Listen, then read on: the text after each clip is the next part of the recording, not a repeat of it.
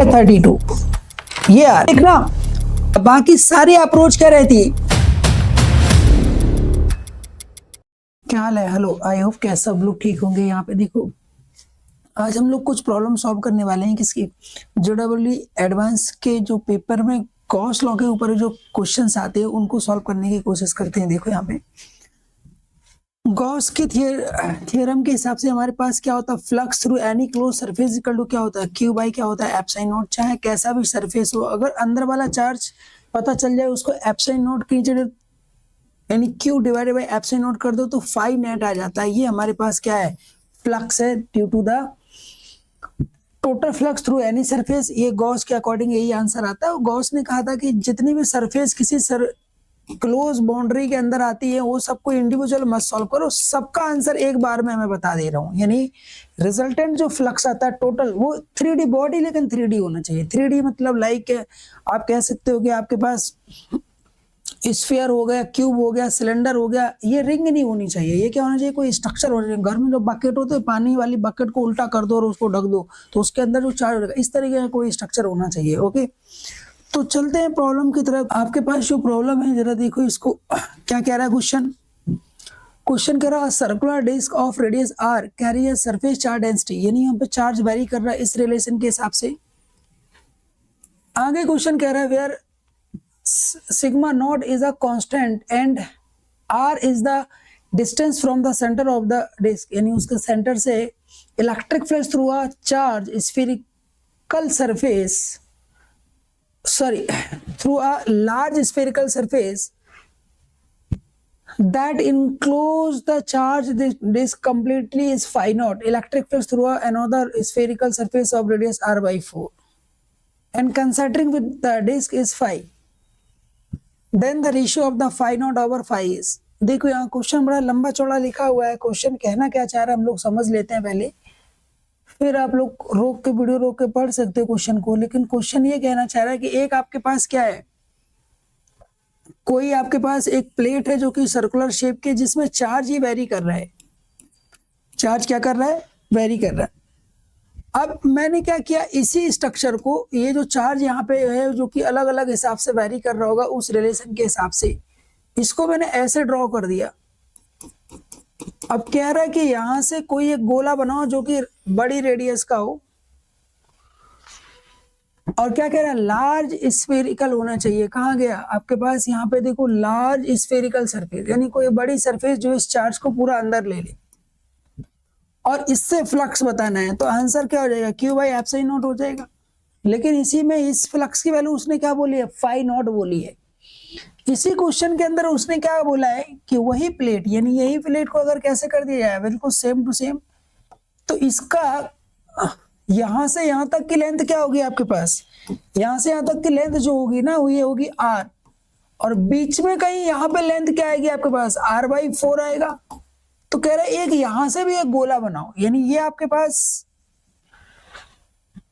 Centre होगा, यहां से यहां तक की कोई लेंथ कितनी होगी, आर बाई 4। अब यहां से क्या करना है आपको, एक और गोला यहाँ पे बनाना है, another spherical surface of radius r by 4, यानी यहां से क्या करना है, यहां से एक गोला बना दो इस तरीके का, ये वाला गोला। तो ये आपके पास स्फीयर है, इसने कुछ ही चार्ज को अंदर लिया होगा, इतने चार्ज को, तो इसका जो फ्लक्स है वो आपके पास क्या है, फाई है। अब ये दोनों चार्ज को आपको, यानी दोनों चार्जेस से आने वाले फ्लक्स को, यानी रेशियो ने लेना है, फाई नॉट ओवर फाई का आपको आंसर निकालना है। ये क्वेश्चन है। तो अगर हमारे पास चार्ज आ जाए तो क्वेश्चन बड़ी आसानी से सॉल्व हो जाएगा, क्योंकि इसका चार्ज ही निकालना क्या है, डिफिकल्टी है। डिवाइडेड बाय तो एप्सिलॉन नॉट कर देंगे। तो अगर हम लोग यहाँ पे मान लो कि इसके ऊपर चार्ज कितना है, मैंने मान लिया कि इसके ऊपर चार्ज क्या है, क्यू नॉट है, और यहाँ पे आओगे तो चार्ज कितना हो गया आपके पास, क्यूब हो गया बाय एप्सिलॉन नॉट। तो रेशियो जैसे ही लोगे तो आपके पास रिजल्ट यहाँ पे क्या हो जाएगा, देखो जब आप इसको डिवाइड करोगे तो एप्सिलॉन नॉट रेशियो के हिसाब से कट जाएगा, तो आंसर क्या हो जाएगा, क्यू नॉट बाई क्या हो जाएगा, क्यू। बेसिकली क्वेश्चन किसका आ गया, फ्लक्स का क्वेश्चन पूछा गया, लेकिन चार्ज निकाल दो, उस पर टोटल चार्ज आएगा और यहाँ पर कितना आएगा r/4 रेडियस तक कितना चार्ज आएगा, ये क्वेश्चन कहना चाहिए। नहीं यहाँ पे इसके अंदर एक क्या बना दिया, गोला बना दिया इसका और एक बड़े से स्फीयर का। ये डायग्राम का ये साइड भी नहीं, एक दूसरा डायग्राम हो सकता है और एक ही पॉसिबल है। ओके, मतलब एक बार इसको कवर कर लेना है और एक बार इसके अंदर सेट कर देना है, और उसके अंदर जितना आपके पास क्या होगा, चार्ज होगा, वो निकाल लेना। तो आपके पास रिजल्ट आएगा Q0 एनी इनिशियल। तो चलते हैं जरा क्वेश्चन के सॉल्यूशन की तरफ। तो क्या करेंगे हम लोग, पहले हमें चार्ज निकालना है किसके ऊपर है, हमारे पास क्या, एक हमारे पास क्या है, प्लेट ही तो है, जिसे हम क्या बोल रहे हैं, एक डिस्क है आपके पास। अब इसमें आपके पास जरा ध्यान से देखो, यहाँ पे जो चार्ज है ना वो कांस्टेंट नहीं है। कांस्टेंट होता तो हम लोग तुरंत ही क्वेश्चन सॉल्व कर चुके होते। इसका कह रहा है कि डेंसिटी जो है, यानी यहाँ पे जो चार्ज का वेरिएशन है अप टू कैपिटल आर, यानी यहां से यहां तक जो कि कैपिटल आर है, ये वेरी कर रहा है। और किस रिलेशन से वेरी कर रहा है वो आपको दे रखा है, ρ0 टाइम्स 1 - r/, आपके पास क्या है, ये रिलेशन आपके पास यहाँ पे दे रखा है, इस रिलेशन से वेरी कर रहा है। तो यहां से जैसे जैसे हम दूर जाते जाएंगे, यानी ये आपके पास सेंटर होगा और यहां से यहां तक कोई लेंथ आप क्या ले लो, r ले लो, जो कि आपको क्वेश्चन खुद ही कह रहा है कि जो r है वो कहां से लेना है, आपको सेंटर से लेना है। फर्स्ट केस में हमें कंप्लीटली इसको क्या करना, कवर करना है, क्योंकि जो हमारा स्फीयर है वो क्या है, इसको पूरा कंप्लीटली बाउंड कर रहा है। तो चार्ज टोटल आएगा, तो आपके पास यहाँ पे ये प्लेट है, तो यहाँ पे सिग्मा यानी सरफेस चार्ज डेंसिटी क्या होगा, सिग्मा। तो हम लोग क्या करेंगे, यहाँ पे आने के बाद इस पॉइंट पे आके एक क्या ले लेंगे, आर के जैसे ही आर पे आएंगे तो उसके आगे वाला एक कोई स्ट्रिप चूज कर लेंगे। यहाँ पे कहेंगे इसके आगे वाला हमने कोई एक छोटा सा हिस्सा यहाँ पे डील कर लिया, यानी इसके आगे आपने क्या कर लिया, एक छोटा सा स्ट्रिप ले लिया, ये रही। अब इसी स्ट्रिप को हम लोग क्या करेंगे, सॉल्व करने की कोशिश करेंगे, और इस स्ट्रिप का लेंथ क्या होगा, आपने ये वाला लेंथ ना बोलो, इसे थिकनेस बोलो, ये r है, तो इसके आगे हम क्या लेते हैं हमेशा, dr, छोटा सा एलिमेंट ले लिया dr। अब इसको, इसी को अगर हम टूट के, यानी इसको ब्रेक करके अगर यहाँ दिखाओ, जमीन पर अगर ले आओ, यानी इसको आप हटा के अगर कट करके दिखाओगे तो ऐसा कुछ दिखेगा, एक वायर सा दिखेगा, जिसका ये थिकनेस कितना आएगा, ये dr होगा, और लेंथ कितना होगा, ये l होगा, लेकिन कितना होगा इसकी वैल्यू 2πr होगा, क्योंकि r लेंथ पे जाके लिया है। तो क्या आएगा आपके पास, बेसिकली एक रिंग का क्या आएगा, सर्कमफेरेंस जैसा आएगा, तो आपके पास वैल्यू क्या आएगी, 2πr। तो हमारे पास जो चार्ज होता है, अगर हम लोग Q0 जिसे आपने बोला, वो कि क्या, वो आपके पास क्या होगा, ये आपके पास इंटीग्रेशन ऑफ क्या होगा, dq होगा, और dq की वैल्यू क्या आएगी, यानी इसके ऊपर जो चार्ज है वो छोटा सा है। अब इसके ऊपर चार्ज आएगा क्या, ये चार्ज आएगा आपके पास सिग्मा इंटू क्या आएगा, dA, छोटा सा एरिया। अब यही आपके पास फाइनल आंसर आपको देगा। तो Q इक्वल टू क्या आएगा, इंटीग्रेशन तो रहेगा ही रहेगा यहाँ पे, सिग्मा, अब dA मतलब एरिया किसका, उस स्ट्रिप का, क्योंकि आपने इस छोटी सी लेंथ को क्या लिया, dr, और इसका जो एरिया आएगा वो भी क्या होगा, छोटा सा ही एरिया होगा, dA जिसे बोला। अब इसकी वैल्यू क्या होगी, सिग्मा इंटू इसकी वैल्यू होगी आपके पास क्या, 2π, एरिया क्या होगा, लेंथ इंटू विड्थ, लेंथ कितना है 2πr इंटू विड्थ कितनी हो रही है आपके पास, dr। अब आपके पास क्या करना है, आपको सिग्मा की, अब चाहो अगर एक कांस्टेंट होता है तो इसको हम बाहर बैठा लेते, लेकिन वो क्या कर रहा है, वेरी कर रहा है, उस रिलेशन से वेरी कर रहा है, उसमें भी r इन्वॉल्व है, तो उसको यहाँ पे पुट करना होगा। तो इंटीग्रेशन सिग्मा की वैल्यू क्या आएगी, सिग्मा नॉट क्या आएगा, 1 - r/, क्या होगा, कैपिटल R, जहां पे छोटा r वेरिएबल होगा, कैपिटल R कांस्टेंट होगा, इंटू क्या बनेगा, 2πr इंटू क्या बनेगा, dr। अब क्या करो आप, जो कांस्टेंट है उसको बाहर बिठा लो इंटीग्रेशन से, तो क्या आएगा, सिग्मा नॉट, यहां से आपके पास क्या आएगा, 2π। अब ये देखो r यहाँ पे और अंदर भी, तो इस r को अंदर मल्टीप्लाई कर लो इन दोनों के साथ। तो जैसे आप मल्टीप्लाई करोगे तो ये बन जाएगा क्या, आपके पास r माइनस r² क्या बनेगा, r इंटू क्या बनेगा, dr, और इसका अब रहेगा क्या, इंटीग्रेशन। यहां से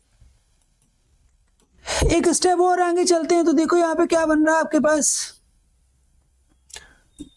2π इंटू सिग्मा नॉट। अब इसको इंडिविजुअल ब्रेक कर लो आप, या फिर एक साथ में इसको इंटीग्रेट कर दो, जैसे करना हो वैसा कर सकते हो। हम लोग यहाँ पर डायरेक्ट इंटीग्रेट करते हैं। जैसे ही इसको इंटीग्रेट करने जाओगे तो आपको इसका रिजल्ट क्या बनेगा, इसका बनेगा आर स्क्वायर बाई 2 माइनस इसका क्या बनेगा आर की पावर 3/3, ये कैपिटल आर ऐसे रहेगा। और लिमिट कहां से कहां तक जाएगी, 0 से लेके आर तक, क्योंकि कंप्लीट बाउंड करना है।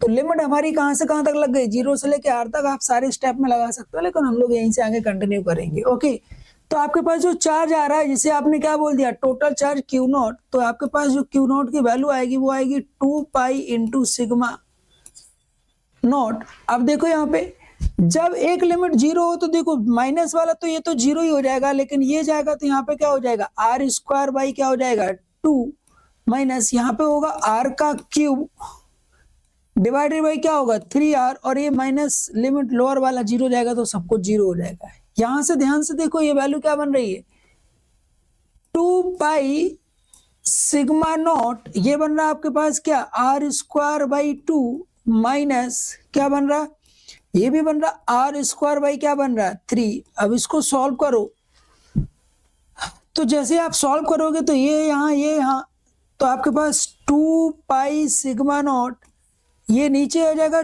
2 इंटू 3, ऊपर आपके पास 3 2, तो ये बनेगा सिंपली, अगर ये यहाँ जाएगा तो ये बन जाएगा 3r square minus 2r square.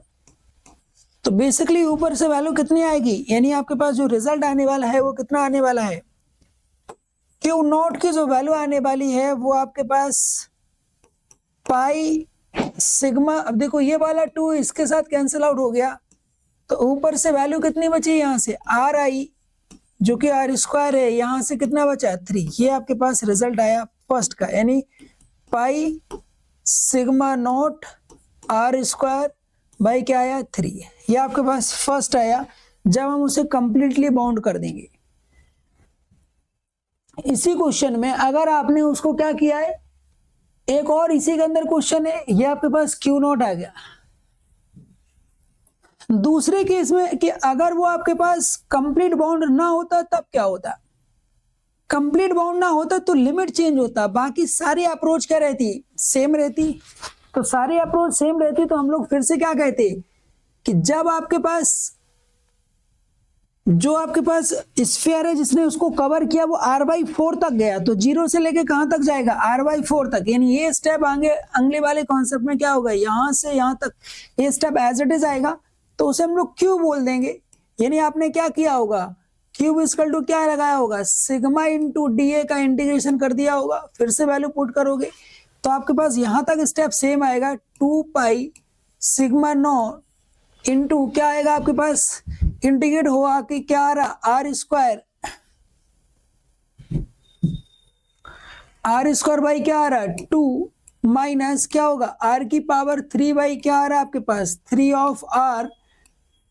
यहां पे और देखो तो 0 से लेके कहां तक लिमिट जाएगा r/4 तक लिमिट जाएगा, बस इतना बदलाव होगा और कोई चेंज नहीं होगा। यानी ये वाले स्टेप जो आएंगे वो सेम आएंगे जो कि वहां से, आप चाहो तो लिख सकते हो, यहाँ पे कोई बहुत बड़ी बात नहीं है। इसकी वैल्यू डालो, इसके बाद सिग्मा की वैल्यू इंटू डी की वैल्यू क्या आएगी आपके पास, ये वहां पे किया हुआ है बट कर सकते हो 2 पाई आर लेंथ इंटू क्या होगा विड्थ डी आर, इसको इंटीग्रेट करोगे वैल्यू लगाओगे ये आ जाएगा। फिलहाल क्यू की वैल्यू आ रही है 2 पाई क्या आ रहा सिग्मा नॉट, इसको अगर आप सॉल्व करो तो ये यहाँ जाएगा। अब यहाँ जाएगा, इसको आप बाहर नहीं ले सकते क्योंकि ये यहाँ पे क्या करेगा, प्रॉब्लम क्रिएट कर देगा। तो पहले हम लिमिट लगा देते हैं और फिर बाद में सॉल्व करते रहेंगे, या फिर चाहो तो पहले सॉल्व कर लो फिर लिमिट लगा सकते हो, वो भी एक अच्छा ऑप्शन हो सकता है। लेकिन यहाँ पे देखो ये आर क्यूब है और ये आर, लेकिन सॉल्व नहीं होगा, तो बेहतर होगा लिमिट लगा दो। यहाँ पे लगाओ तो आपके पास आर का क्या होगा स्क्वायर होगा, और यहाँ पे कितना होगा 4 का स्क्वायर 16 2 जा क्या हो जाएगा 32 हो जाएगा।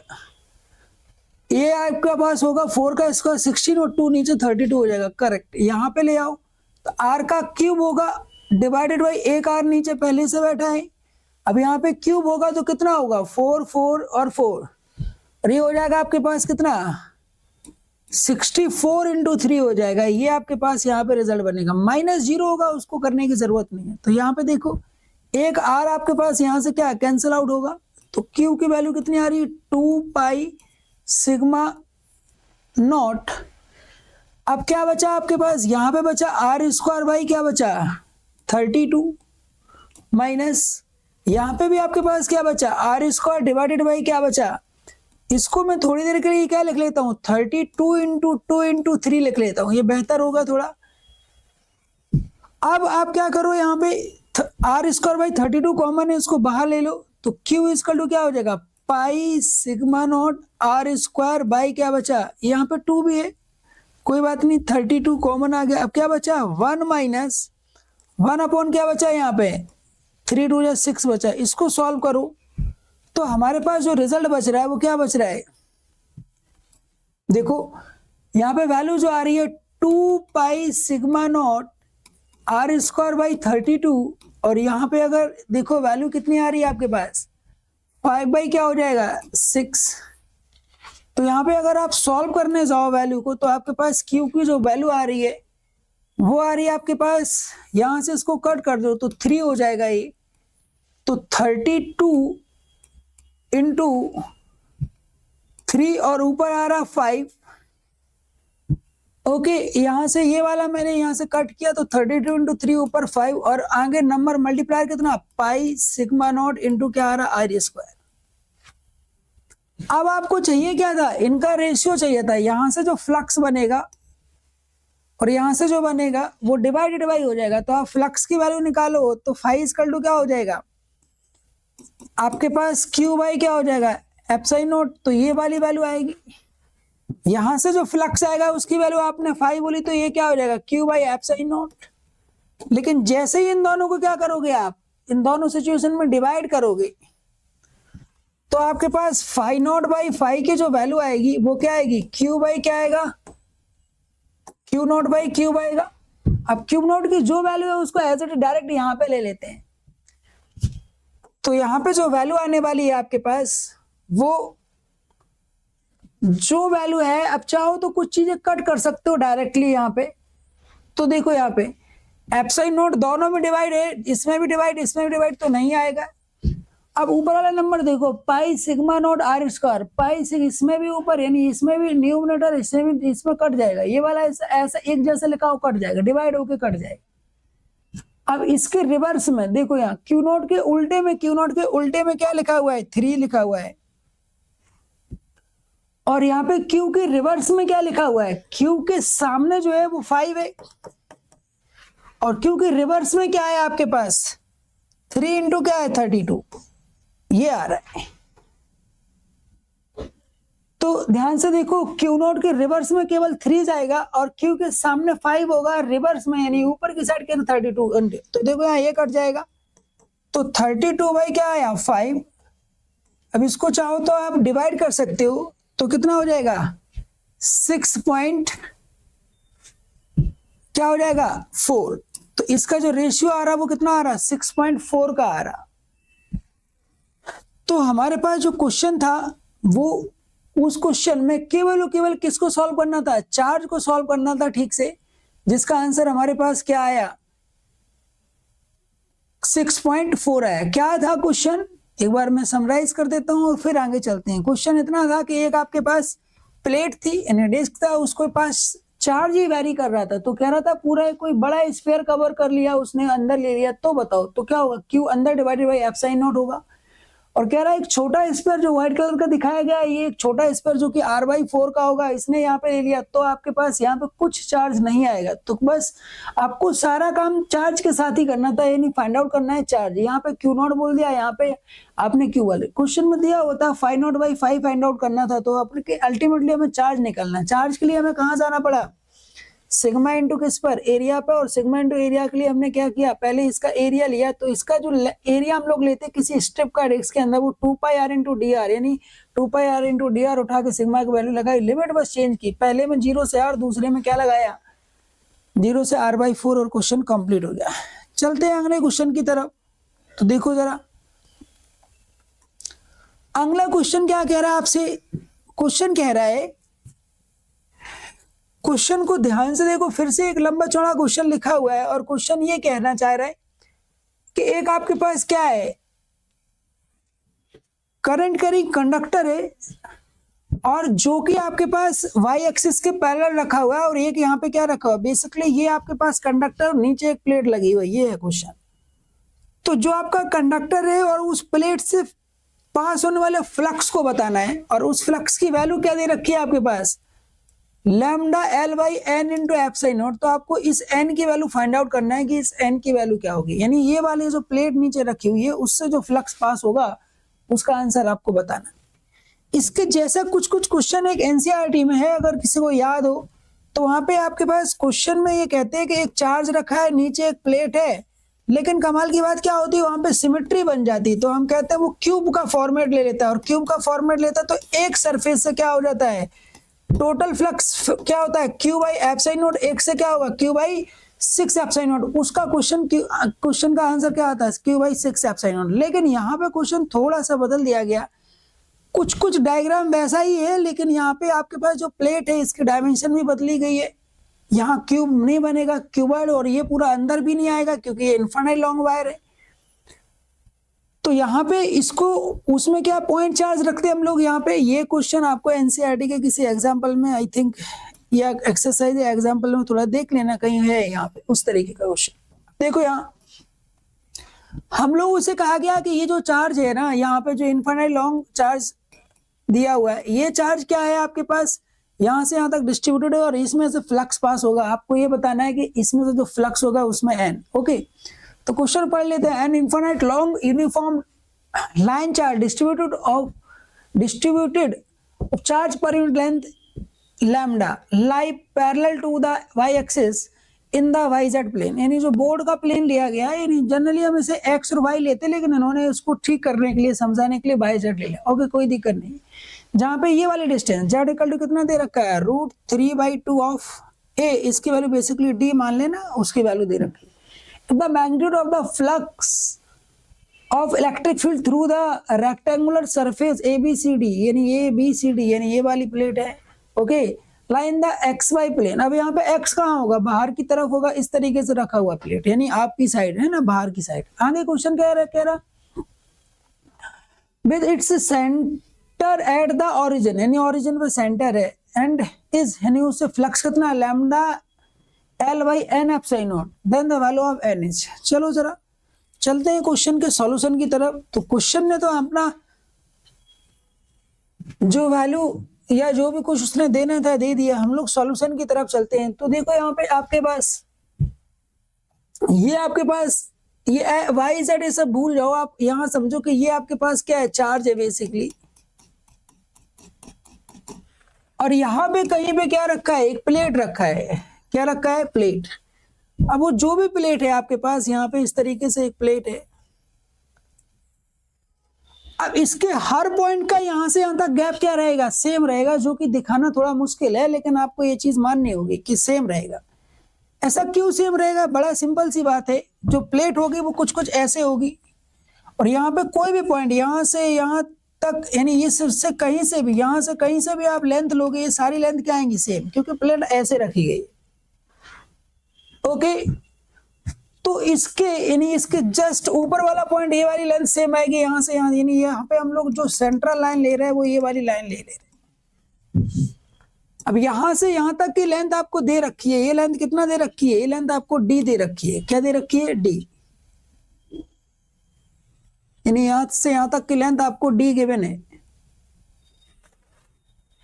अब आप क्या करोगे, यहाँ पे आपके पास दो चॉइसेस थी कि आप या तो लेफ्ट से राइट चले जाओ, या फिर आप अंदर से बाहर की तरफ आओ। अब ये वाली एक्सिस आपके पास क्या है, ये आपके पास एक्स एक्सिस है, क्योंकि क्वेश्चन ने इसको एक्स बोला है। ये आपके पास हॉरिजॉन्टल में वाई है, यानी ये आपकी जो लाइन है ये वाई है। अंदर वाली कौन सी है आपके पास, ये एक्स एक्सिस होगी। और आपके पास ये देखो, ये इस तरीके से लाइन है, ये वाली एक्सिस, ये आपके पास एक्स है, जो कि अंदर से कहाँ आएगी, बाहर की तरफ आएगी। यहां पे अगर मैं दिखाना चाहूं तो बेसिकली ये वाली आपके पास क्या होगी, एक्स एक्सिस होगी। ओके, तो आप क्या करो, यहां से थोड़ा सा आप आगे बढ़ोगे, और थोड़ा सा आगे कहां बढ़ोगे, यहां कहीं। अब देखो इस चीज को समझने की कोशिश करो, आपके पास ये है यहां से, और आप यहां से किसी एक स्टेप आगे जा रहे हो, यहां से इस तरीके से। तो ये लेंथ बदल जाएगी, लेकिन नीचे यहाँ पे कोई भी वैल्यू बदलेगी, ये नहीं बदलेगा। तो आपके पास डी तो डी ही रहेगा। अब इससे क्या कर रहे हो आप, यहां से थोड़ा सा आगे आओगे, जैसे ही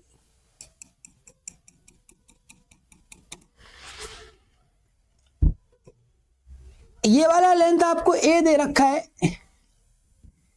तो आपने क्या किया, यहां से थोड़ा सा आगे गए, और इतने कितना आगे गए आप, यहां से यहां तक कितना x आगे गए। तो देखो यहाँ पे जो हम डायग्राम लेंगे ना, ये डायग्राम बड़ा कंफ्यूजिंग डायग्राम है। तो हम लोग चलते हैं अपने जो हमारा कोऑर्डिनेट सिस्टम होता है उसकी तरफ, और हम डायग्राम बदलते हैं, और फिर देखो क्वेश्चन, इसी क्वेश्चन को हम लोग बड़ी आसानी से करते हैं।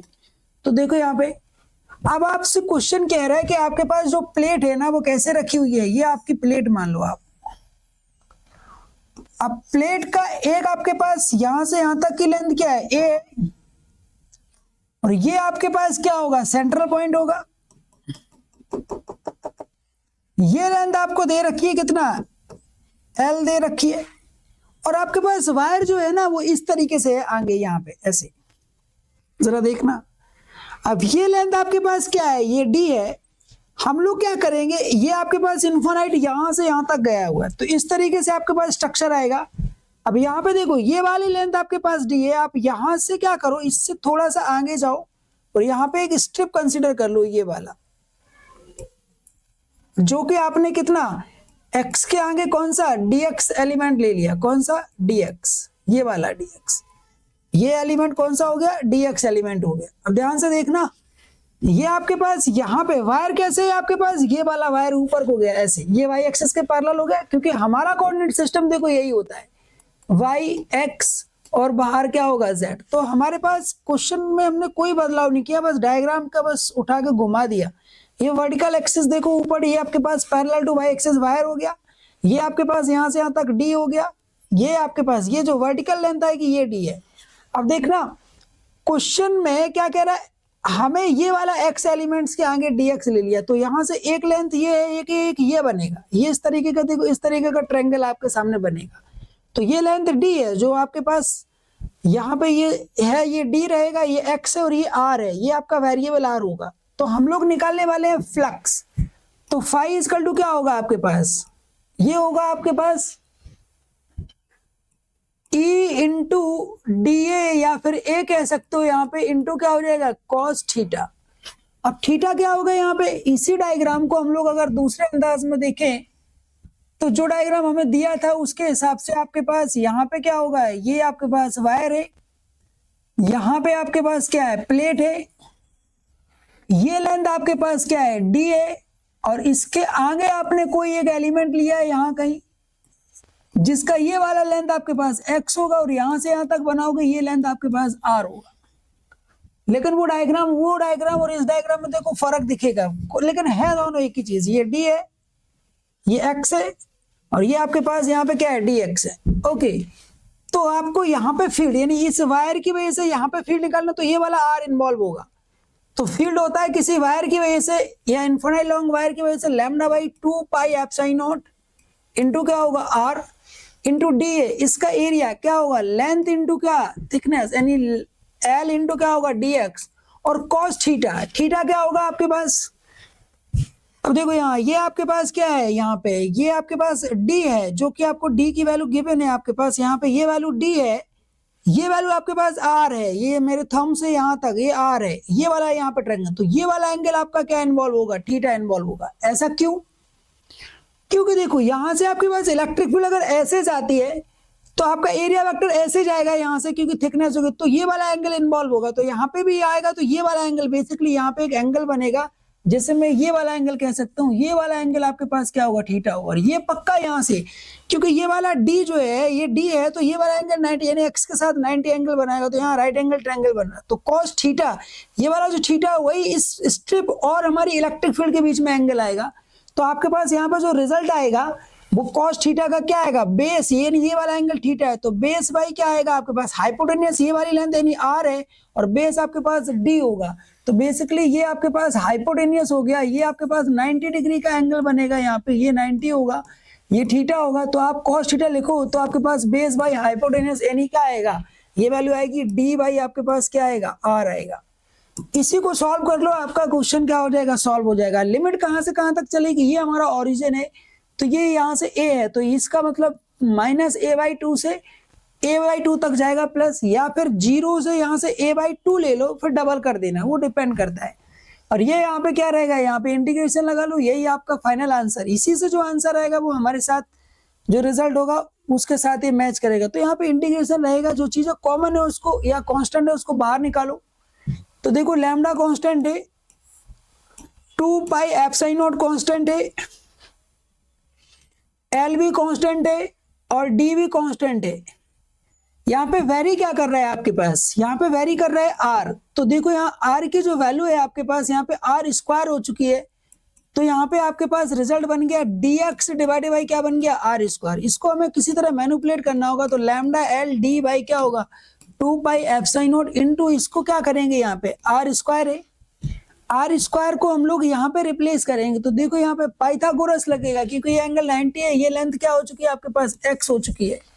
तो पाइथागोरस के हिसाब से आर स्क्वायर इक्वल टू क्या बनेगा, D square plus x square, क्योंकि ये आपके पास 90 के सामने वाला हाइपोटेनियस बनेगा। तो आपको आर स्क्वायर की वैल्यू चाहिए, तो कंप्लीट वैल्यू आपके पास आ गई क्या, integration of dx divided by क्या होगा, ये आपके पास होगा D square plus x square. अब इसको ही आपने क्या कर लेना है, सॉल्व कर लेना है।